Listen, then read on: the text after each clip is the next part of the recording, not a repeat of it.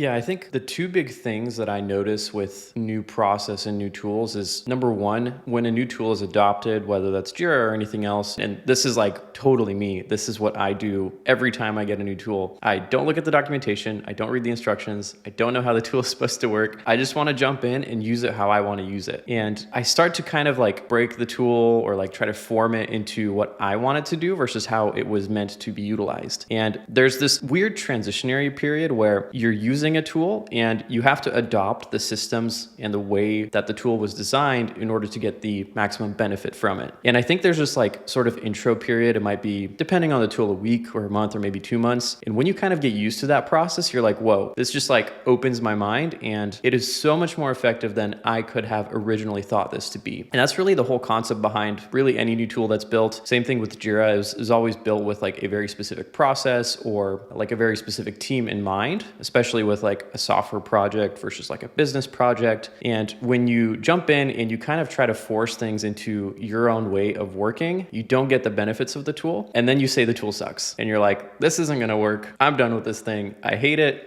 Terrible, and just move on to the next thing. That's probably the biggest thing that I've seen, and that's probably why there's so much hate in like the Jira world. Like anytime I make a Jira hate post, it always gets the most reaction for sure. So I kind of use that to my advantage, but definitely hits a nerve for a lot of people. And then the second thing is really around process, where you're not just implementing a tool, you're implementing a process. Anytime that you're setting up a new Jira environment, Confluence, anything you do is a process. A workflow is a process. And teams don't always define what that looks like before they implement it. And then they go into the tool and they just start throwing things at it, seeing what sticks. And then they just go back and forth. They change it over time. And it just doesn't quite work for them because they don't really know what they want from the tool. So I always recommend, and again, this is something that I do all the time and something I tell myself to do, is to define the process first and then implement your process in the tool that you're using. Those are the two probably biggest things that I've noticed in any tool set, but especially Jira.